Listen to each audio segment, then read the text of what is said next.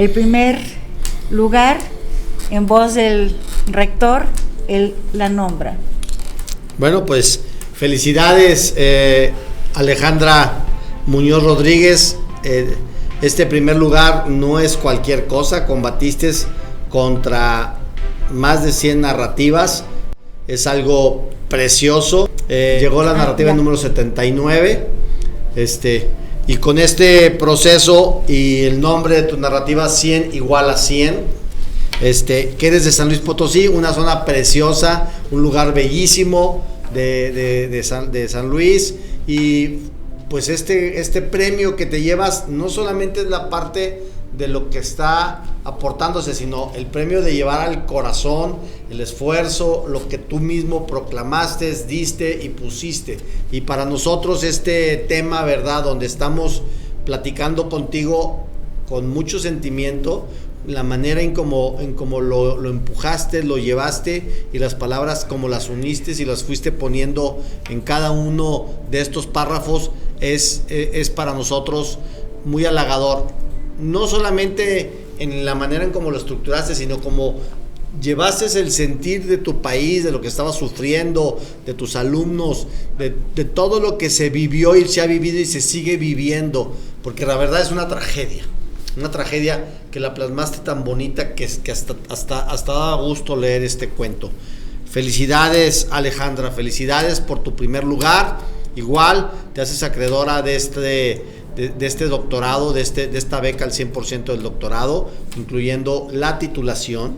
O sea, no tienes que hacer absolutamente ningún gasto por este doctorado, más la parte de la remuneración económica, y lo que no te vamos a poder dar nosotros es este gran sentimiento de haber llegado al final, haber ganado, haber sido la número 1 y poder también obtener este gran beneficio que Santander te da, más este gran logro de poder decirle a tu gente: aquí estoy, soy la ganadora. Sé que también te harán llegar un diploma, ¿verdad?, como ganadora. Entonces, qué bonito tener algo así en tu gran pared de tu casa, Para nosotros solo nos queda más que darte las gracias por tu participación, porque fue brillante. Felicidades. Abrimos el micrófono a la maestra Alejandra Muñoz. Pues muchísimas gracias. Estoy demasiado conmovida. No me lo esperaba. De hecho, cuando platicaba con la doctora Adriana, yo decía que mi narrativa, pues yo nunca la sentí o nunca la hice con la finalidad de ganar.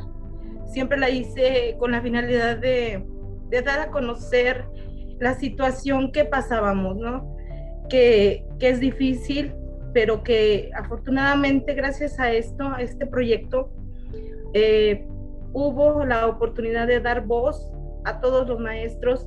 Sé que no soy la única que tiene o que pasó por situaciones difíciles, hay muchísimos, pero creo que a través de esto, muchos se podrán identificar, y creo que ese es el mayor logro, más que una remuneración o algo, ¿no? Entonces, pues estoy más que contenta. Creo que ustedes lo pueden notar, mi voz se quiebra, pero es por la emoción, y yo me siento ganadora, al igual que todos los demás compañeros que tuvieron a bien participar en este hermoso proyecto. Muchísimas gracias. 100 igual a 100. Desperté como todos los días, bañarme, despertar a mis hijos y prepararnos para ir a la escuela. Durante el trayecto de casa a nuestro destino, mis pensamientos estaban centrados en lo que haría al llegar al jardín de niños donde laboro. Quizás sentarme en la silla frente al escritorio y repasar las actividades que realizaría con mis alumnos. Me repetía mentalmente: un día más de trabajo. Ánimo, Mariela, casi llegan las vacaciones. Realmente me sentía agotada, no por atender a un grupo mixto de primero y segundo grado de preescolar, sino por tener que sobrellevar día con día mi padecimiento. Al llegar al centro de trabajo, me dirigí a mi salón. Pasados aproximadamente 10 minutos, Como si fuera un huracán, llegaron mis compañeras seriamente alteradas, todas hablando al mismo tiempo que no entendía cuál era el enredo que se traían. Cuando al fin llegó la calma a sus cuerpos, me preguntaron con una cara de sorpresa si yo no estaba enterada de la noticia que daba vuelta al mundo. Mi respuesta fue negativa, por lo que les pregunté qué era tan importante que las tenía fuera de sí. Y de esta manera me explicaron que había una nueva enfermedad llamada coronavirus o COVID-19, muy peligrosa, de acuerdo con lo que decían los noticieros y las redes sociales. Para mis compañeras era inverosímil que ignorara dicho acontecimiento, pero así era.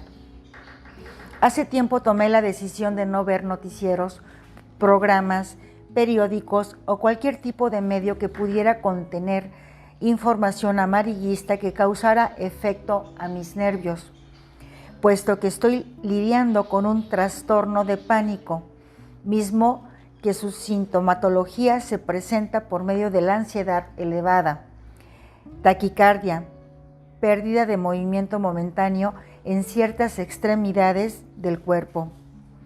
Ese es el porqué del desconocimiento de esta gran noticia.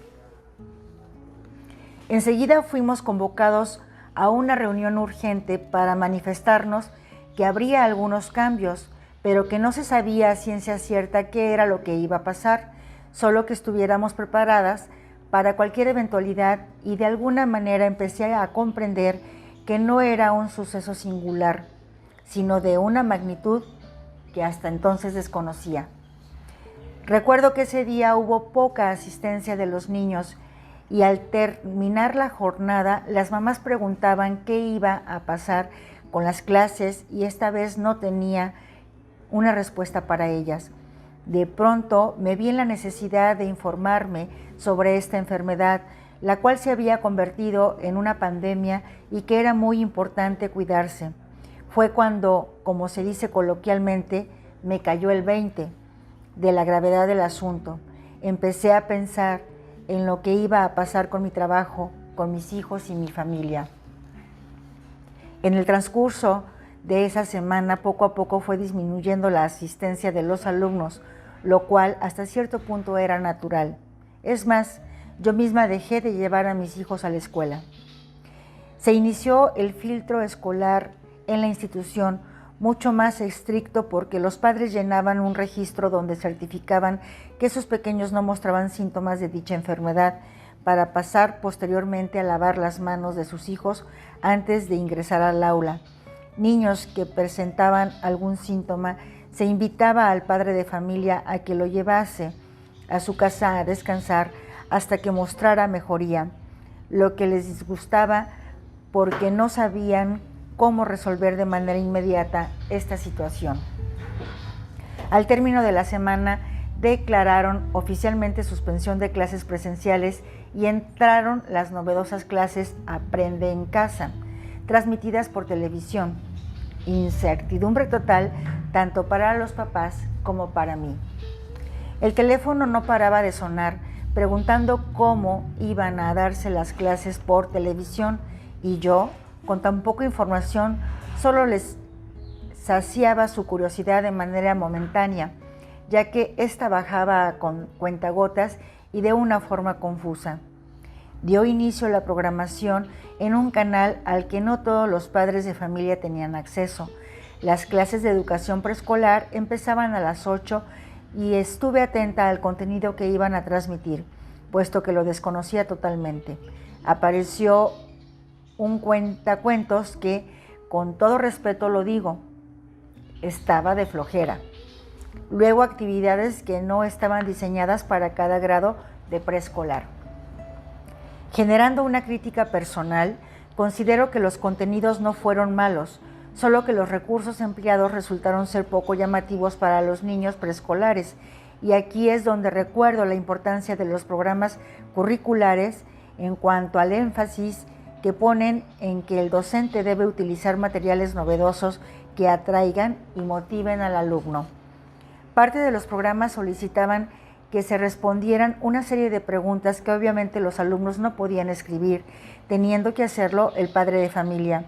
La finalidad de esto era para la integración de un portafolio de experiencias, en donde cada papá colocaría las actividades sugeridas y elaboradas por el alumno. Para la conformación de este portafolio hubo la necesidad de enviarles videos vía WhatsApp, explicándoles cómo y cuál era su funcionamiento, dándoles una certeza fingida de que lo entregarían pronto al volver a las clases presenciales. Aún y con esto el teléfono sonaba cada 10 minutos sin exagerar, porque no había entendido las indicaciones, dándome quejas de que la programación era aburrida, que era muy temprano para levantar a sus niños y lograr que pusieran atención, otros diciéndome que no tenían televisor, unos más exponiendo sus obligaciones del trabajo, haciendo una lista interminable de quejas que tenían que atender con mi mejor voz y dándoles aquella seguridad que a mí nadie me daba, pero que sí se estaba viendo reflejada en las constantes crisis de ansiedad que ni siquiera el medicamento en ocasiones podía controlar. Si soy sincera, llegué a odiar el sonido del teléfono. No obstante, mi deber era cumplir, y no solo como docente, sino también como mamá. Tengo 2 hijos de segundo y cuarto grado de primaria respectivamente, así que se podrán imaginar sentada frente al televisor de 8 a 1, libreta en mano, junto con un bolígrafo mordisqueado derivado de la ansiedad que me consumía. Terminado mi turno en el televisor era continuar sentada, pero ahora en el comedor para que mis pequeños realizaran sus actividades a la par de estar atendiendo al bendito teléfono. Y así terminó la primera semana de Aprende en Casa. Ser docente y mamá al mismo tiempo, vaya que resultó un paquete muy grande y que lastimosamente a la mayoría de la sociedad se le olvida y nos juzga muy duramente. El secretario de Educación anunció el adelanto del periodo vacacional para los alumnos. Los docentes seguiríamos con la tarea de realizar planeaciones como si estuviéramos trabajando de manera presencial y enviárselo a los padres de familia, sobre todo a aquellos que no contaban con un televisor. Esto me implicó buscar diversas opciones para que todos los niños que conformaban mi grupo tuvieran acceso a las actividades que iba a diseñar.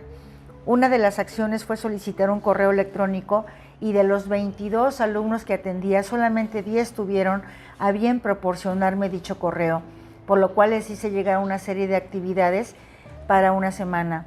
A otros padres se les atendió por WhatsApp y hubo algunos que se quedaron sin trabajar durante dicha semana, ya que ninguna de las 2 opciones tenían, y para colmo tampoco contestaban el teléfono cuando se les hacía una llamada. Pocos días antes de terminar el periodo vacacional, nos dieron la noticia de que se iba a implementar una aplicación que en mi vida había escuchado, Google Classroom, y otra vez, caos total en mi cabeza, pensando en cómo les iba a explicar a los padres de familia algo que ni siquiera yo comprendía. Esta nueva semana envié actividades por los medios ya referidos, pero aún así seguían quedando fuera aproximadamente el 20% de los alumnos, por lo que con apoyo de la docente especialista en aprendizaje logramos conformar unos cuadernillos de actividades, mismos que hice llegar hasta el hogar de estos niños, lo que me permitió ver directamente las condiciones tan carentes en las que viven, que no cuentan con ningún medio electrónico, que se tiene una idea errónea de que vivir en la ciudad es sinónimo de acceso a la tecnología. Posteriormente empezaron los webinars, que no es otra cosa más que capacitación para los docentes en la aplicación de las nuevas tecnologías de G Suite. Un día a la semana estar conectado para observar y escuchar lo que debíamos ya de poner en práctica. Estos cursos me hicieron reflexionar de cómo ha avanzado la tecnología y ni siquiera me había dado cuenta. Qué lástima, pero así es la realidad. Te cae como balde de agua fría, apechugas y sigues adelante. Aún no explicaban ciertas formas de trabajar con Classroom, cuando nos llegó la indicación de que teníamos que ponerlo en función. En medio de ese enredijo, ¿qué era lo que podía hacer? Así que puse manos a la obra, instalé mi aplicación en la computadora con respectivo correo institucional y no hubo de otra más que practicar hasta saber cómo funcionaba la plataforma. Fue de beneficio y tuve la posibilidad de compartir con mis compañeras lo que había aprendido por medio de grabaciones que elaboré. En este periodo me volví una todóloga, estar atenta a lo que solicitaba la directora, quien pedía que tuviéramos contacto con todos los alumnos, atendiendo llamadas, cumpliendo con mi función de mamá, el estrés a punto de ebullición. Realmente no sé cómo fue que pude resistir. Una vez, con los conocimientos básicos sobre Classroom, me dispuse a trabajar con los alumnos y a explicarles a las mamás desde cómo se instalaba la aplicación en su celular o en su computadora hasta cómo enviar una tarea. Por esa parte estaba tranquila, porque las mamás empezaron a trabajar bien. Las actividades que ya estaban en la plataforma las revisaba de tal manera que coincidiera con los aprendizajes que deseaba promover en mis alumnos. También agregaba algunas que eran de mi autoría. Por otro lado, la aplicación Meet fue mi dolor de cabeza. Lloré inconsolablemente por la impotencia de no poder ingresar a una reunión. Afortunadamente, todo lo bueno que haces se regresa y una buena amiga y compañera me explicó cómo hacerlo, así que para la próxima reunión ya estaba preparada. Conforme fueron pasando los días y a pesar de que siempre les mandaba mensajes motivadores a los niños y padres de familia, fue bajando el interés para enviar las actividades. Sé que hice todo lo que estuvo en mis manos, pero eso no me impide sentir ese pequeño fracaso, que sé que me servirá para reflexionar sobre las circunstancias específicas en mi grupo.